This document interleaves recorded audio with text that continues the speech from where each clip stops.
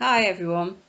Well, despite the lockdown here, I am making a video to release to the unsuspecting public to talk about what I do and why I do it, broadly speaking. So I'm Margaret.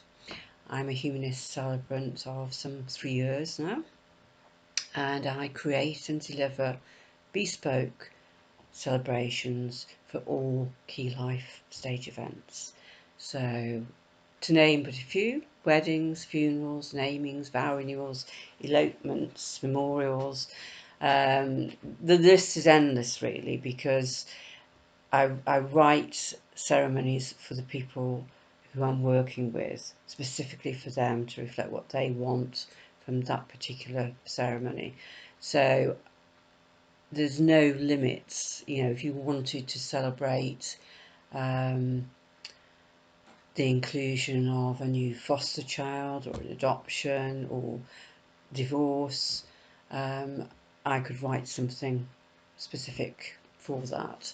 Um, if you want to bury a well-loved pet, I would be more than happy to assist. So there's a lot of mystery around what a humanist celebrant is. I think people assume because we're non-religious, we're non-spiritual, but actually my ceremonies are full of spirituality, ritual, um, poetry, music. It's about celebrating the way you want to. I absolutely love what I do, and I think it's about making a difference.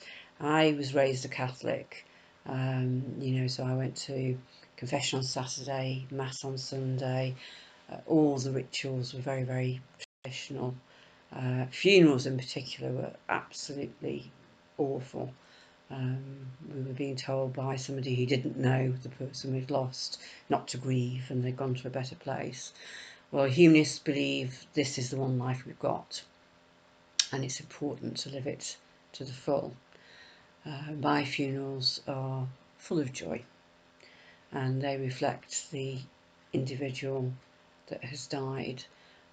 So just to give a recent example, wonderful young man, tragically young, and I met with the family to explore what they wanted. He was very clear he didn't believe in God, although he was interested in faith and spirituality.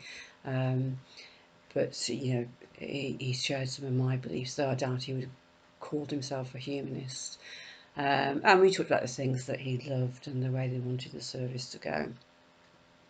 So the coffin was brought into the Star Wars theme because he was a great Star Wars fan, and we talked about Buzz Lightyear. We talked about his sense of humour. His brother gave a beautiful eulogy, and it was joyful. Yes, there were a lot of tears. There's nobody like the person you've lost and you're going to grieve. Um, but my funerals are very much celebrations of life. It's about looking forward, looking to the future. And afterwards, the parents came up and thanked me and said it was exactly what they wanted. And I felt so grateful and so proud, on such a sad occasion to have made a difference. And it's the same with namings and weddings and other ceremonies. Why can't people celebrate their love their way? I will do a ceremony for anybody who wants me to, and I will write it especially for them, and I will get a great deal of satisfaction from doing so. I was going to say it's a wonderful job. It doesn't feel like a job. It's more of a calling, if that doesn't sound too naff. I love meeting people, bringing joy into their lives. For anybody who followed me on my YouTube channel, I love poetry and music, and I think I bored everybody rigid the last couple of weeks by sharing some of my favourites. But if you like poetry, and if you want to find out more about humanist ceremonies, then it's worth a listen. So it's about satisfaction. I say having an impact, making a positive difference to people's lives. I think I'm very privileged to do what I do. I work for the same company for over 25 years, and I really wanted to be there, and I wanted to do it. So it was very rewarding in some respects. But it was rare that I got thanked, or somebody came up to me and said, oh, that was fabulous. The last naming I did when we came out of lockdown the first time, so it wasn't as we planned with the family. The venue they were going to use was shut. The number of guests was limited, and everybody was socially distanced, so it felt very, very strange. But otherwise, the words and the service was as we planned it. And I felt quite nervous because I'd not been able to work during lockdown. And you don't forget, you feel, if you're not delivering and public speaking regularly, that you might just forget how to do it. But it was a lovely day. We were so lucky with the weather because we had to do it in the garden because of the number of people there and social distancing restrictions and so on and so forth. But at the end, they gave me a round of applause.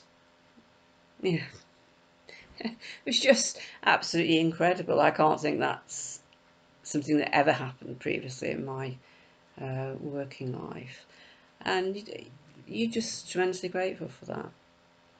I'm very aware that I'm waffling on. This is what happens when I'm unscripted and just talking about my work and what I do.